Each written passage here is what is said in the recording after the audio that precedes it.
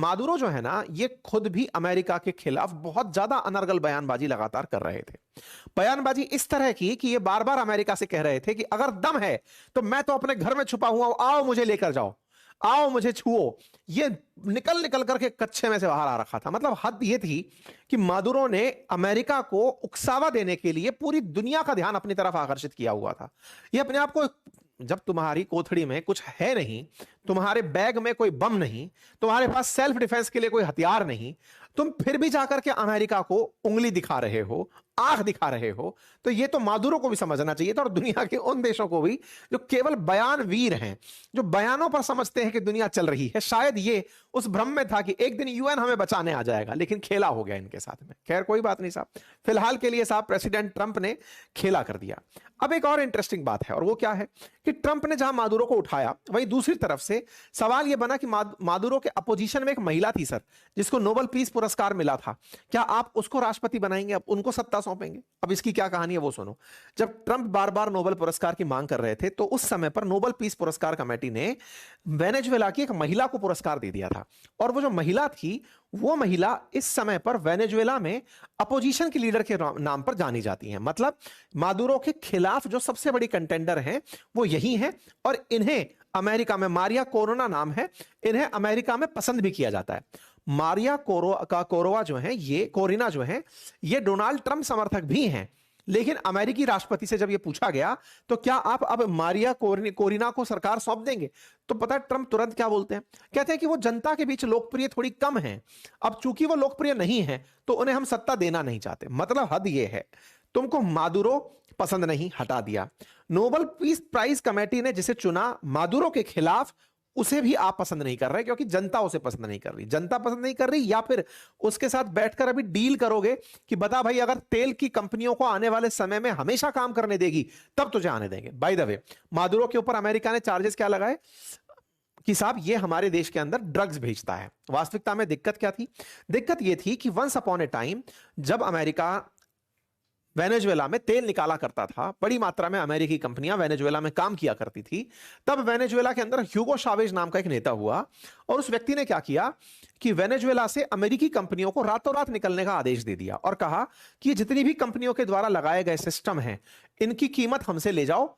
मतलब रिफाइनरीज जो बनाई हुई थी, तेल निकालने के जो बहुत सारे इंस्ट्रूमेंट्स लगाए हुए थे, ये यहीं छोड़ दो, इनका पैसा ले जाओ। अब देश की जनता चलाएगी, अमेरिकी कंपनियां लौट जाएं यहां से।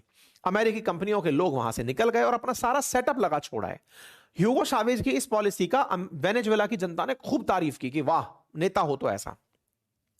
वो मर गया, उसके बाद में आया मादुरो, जो उसी का ही वो था, मतलब एक तरह से समझिए उत्तराधिकारी था। वो भी बिल्कुल वैसे ही सत्ता चलाता रहा। लेकिन दिक्कत ये हुई कि कंपनियों के द्वारा लगाया गया जो सेटअप था ना, वो धीरे धीरे पुराना होता चला गया। कंपनियां ढंग से काम नहीं कर पाई, सरकारी एजेंसियां वो संभाल ही नहीं पाई, नई टेक्नोलॉजी को ले नहीं पाई, और जनता को मुफ्त की आदत पड़ गई। मुफ्त की आदत पड़ गई तो मादुरो को जनता को चलाए रखने के लिए मुफ्त की योजनाएं तो चलाए रखनी पड़ी, और तेल उत्पादन कम होने लग गया। तेल उत्पादन कम हुआ सो हुआ, अमेरिका ने अपनी इस बेइज्जती के चक्कर में वेनेजुएला का तेल बिकवाना बंद कर दिया कि बेटा तुम तेल तो तब निकालोगे ना जब तुम्हें खरीदने के लिए किसी को भेजूंगा। कोई खरीद नहीं पाएगा। जैसे आज इंडिया को अमेरिका ने रोक रखा है कि तुम रूस से तेल नहीं खरीदोगे। दुनिया भर के तेल खरीदने वालों को धमका दिया कि तुम तेल खरीद के दिखाओ। तो वेनेजुएला तेल निकालना चाहते हुए भी तेल नहीं निकाल पा रहा था। तो ऐसे में अमेरिका अपनी उन कंपनियों के दबाव में लगातार काम कर रहा था। तेल कंपनियां चाह रही थी कि ट्रंप जैसा आदमी सत्ता में आया। तेल कंपनियां ट्रंप के पास गई कि साहब सुनो, वो जो तेल के सिस्टम हम छोड़ के आए थे, कम से कम हमें वो वापस दिलवा दो। तेल के भंडार हमें वापस दिलवा दो। तेल के भंडार मिल जाएंगे तो रूस को हम वैसे ही खत्म कर देंगे। खत्म कैसे कर देंगे? आज रूस का सबसे बड़ा पॉइंट क्या है कि मैं सस्ता तेल बेच रहा हूं।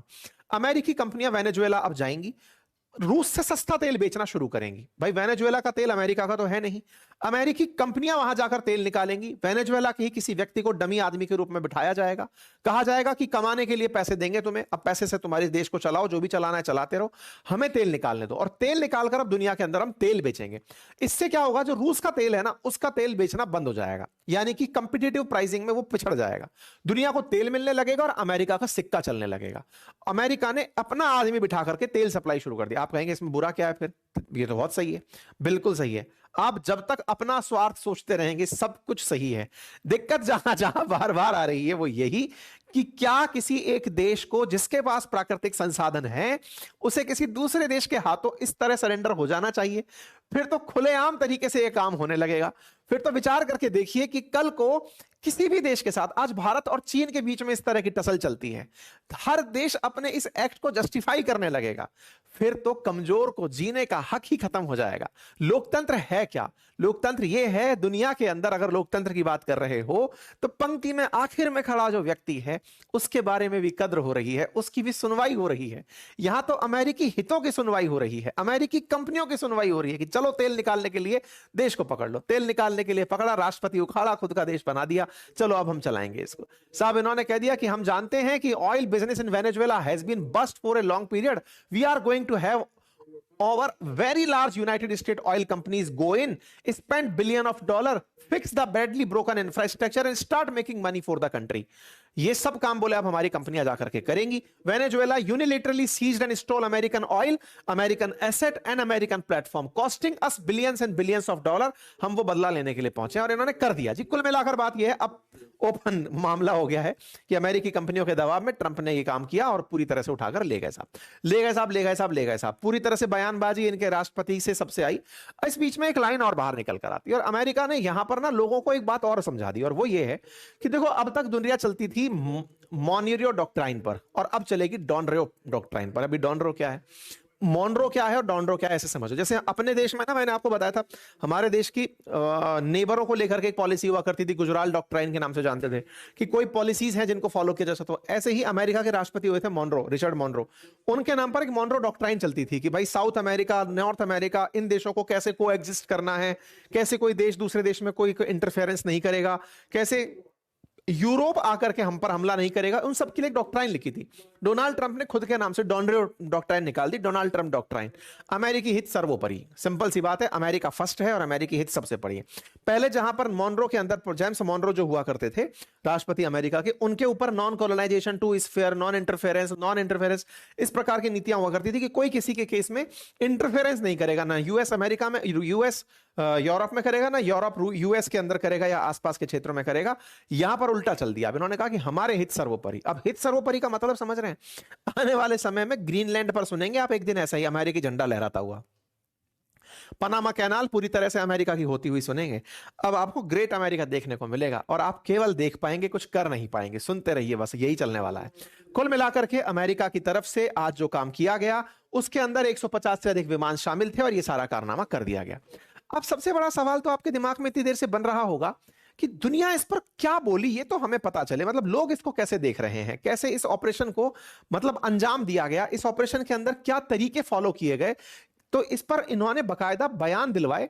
इन्होंने कहा कि जो हमारे अमेरिका के joint chief of staff general Dan हैं, कि उन्होंने बताया कि मादुरो को पकड़ने के लिए लंबी सी प्लानिंग चल रही थी, कई महीने से प्लानिंग चल रही थी।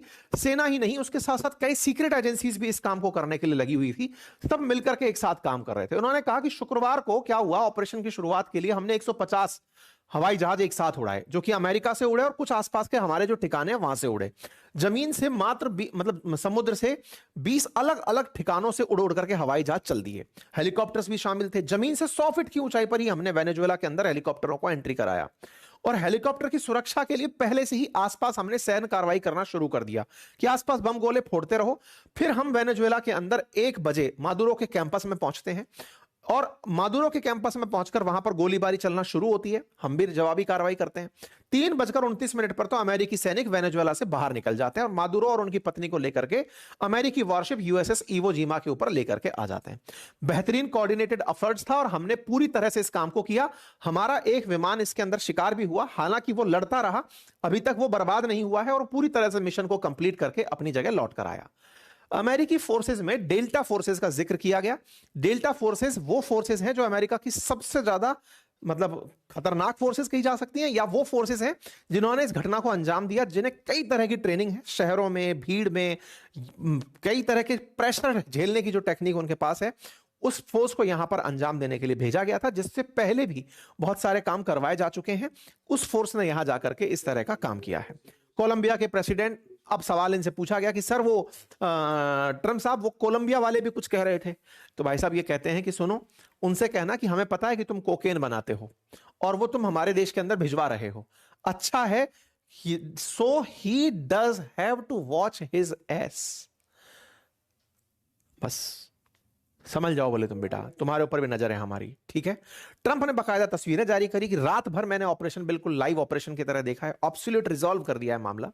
यहां पर आप देखिए तस्वीरें इन्होंने शेयर की कि रात भर हमने बढ़िया तरीके से इस काम को किया। और तो और जो यहां की कैरोलिना लेवाइट, इनकी जो स्पोक पर्सन है, वो बाहर निकल कर आती है कि देखो ट्रंप जब चुनाव लड़ रहे थे तब उन्होंने कहा था कि मैं अपनी तरफ से जो भी मेरे खिलाफ लोग हैं उनको मिटाऊंगा, and lock up violent offenders, जो खिलाफ हैं उन्हें हटाऊंगा, ड्रग ट्रैफिकिंग के लिए जो भी काम जिम्मेदार हैं उनको खत्म करूंगा।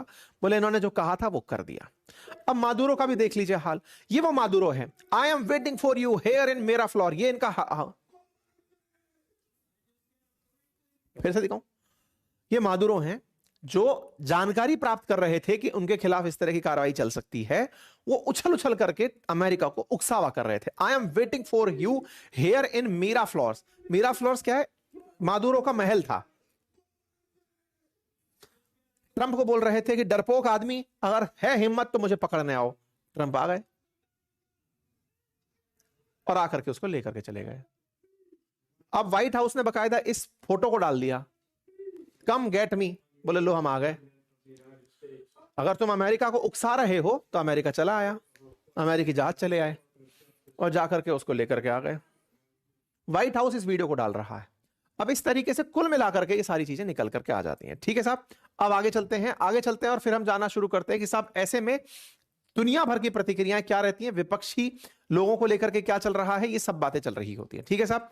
वेनेजुएला के अंदर अपोजिशन की जो नेता हैं, जिनको अभी हाल ही में नोबेल पीस पुरस्कार मिला है, वो कहती हैं कि वेनेजुएला की जनता के लिए ये अच्छा काम हुआ है। ऑब्वियसली बात है भाई, तुम्हारा विपक्षी हट गया, लेकिन ट्रंप ने मना कर दिया कि तुम्हें हम सत्ता नहीं सौंपेंगे। तो सब सत्ता किसे सौंपी गई है? अपडेटेड जानकारी यह है कि वेनेजुएला में अमेरिका ने जो इसके नीचे मतलब अमेरिका की उपराष्ट्रपति थी, उन्हें ट्रंप ने फिलहाल सत्ता सौंपी है कि तुम चलाओ इसे, हमने मादुरो को पकड़ लिया है, तब तक तुम सत्ता चलाओ। वेनेजुएला की सुप्रीम कोर्ट ने भी उन्हीं को सत्ता चलाने के लिए कह दिया है।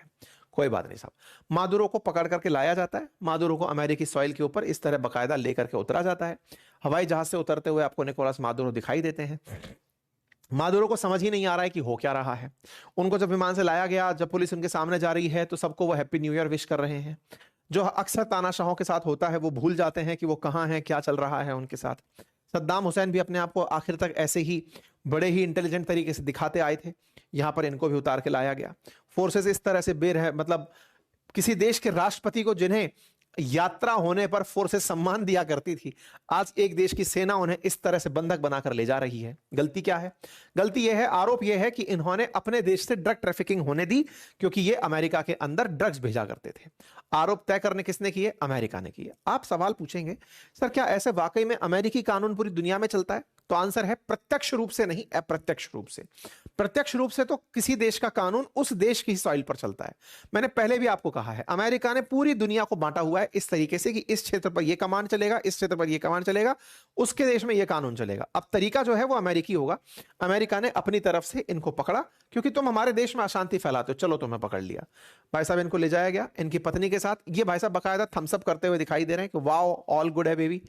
ऐसे करके इनकी पत्नी को और इनको निकाला जाता है। आप यहां पर देख सकते हैं वीडियो के अंदर, ये इनकी वाइफ है और इन्हें एक बंकर बख्तरबंद गाड़ी में से लाया जाता है, झटके से इनको खींच करके बाहर निकाला जाता है। ये देखिए,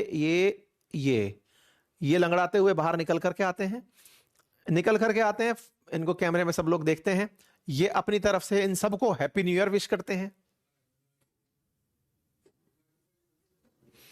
मादुरो ऐसा भी है, इन्हें इस तरह से ले जाया जा रहा है। कहां ले जाया जा रहा है? मैनहट्टन न्यूयॉर्क सिटी के अंदर डिटेंशन सेंटर में डाल दिया गया है। इनके ऊपर अब न्यायपालिका में न्याय चलेगा। इनकी जगह पर डेल्सी रॉड्रिग्स जो हैं, जो अपोजिशन के लिए जो इनके ही उपराष्ट्रपति थी, उनको सत्ता संभाली गई है कि तुम संभाल लो, लेकिन यह मत संभालना कि तुम मादुरो की नीतियों को फॉलो करोगी, जबकि ये विरोध में थी। अब वेनेजुएला के अंदर क्या चल रहा है कि US is only interested in our soil, I ask you what do you think the Russians and the Chinese wanted here. मतलब कुल मिलाकर के वेनेजुएला के अंदर के लोग भी अब इस पर अपनी तरफ से प्रतिक्रियाएं देते हुए दिख रहे हैं। कई जगह पर अमेरिका के खिलाफ प्रोटेस्ट हो रहा है कि साहब अमेरिका ने इस तरह से क्यों कर दिया, किसी देश के अंदर अपनी कंपनियों के लिए एक देश के राष्ट्रपति को अगवा कर लिया। इसी को समझने के लिए अब हम आप लोगों के सामने इंटरनेशनल रिएक्शंस बता रहे हैं, दुनिया ने इसके ऊपर क्या कहा। साथियों, सबसे पहले दुनिया की प्रतिक्रिया में, क्योंकि जो अभी अमेरिका किया उस अमेरिका की हरकत पर दुनिया इसे कैसे देख रही है, यह जानना बहुत ज्यादा जरूरी है। अंतरराष्ट्रीय प्रतिक्रिया में आज आप जानेंगे रूस के द्वारा, चीन के द्वारा, यूएन के द्वारा और उसके आसपास के पड़ोसी देशों के द्वारा, भारत के द्वारा, यूएन के द्वारा, भारत के द्वारा, यूरोपियन यूनियन के द्वारा, वर्ल्ड के उन तमाम देशों के द्वारा जो अमेरिकी समर्थक हैं या अमेरिकी विरोधी हैं, उन्होंने इस घटना पर क्या रिएक्शन दिया। साथियों, अमेरिका के खिलाफ और अमेरिका के पक्ष में समर्थनों के सिलसिले जारी हैं। किसी में लेकिन यह हिम्मत नहीं है जो अमेरिका को यह कह दे कि तुम उसे लौटाओ, नहीं तो तुम्हारे ऊपर गोला चलाएंगे।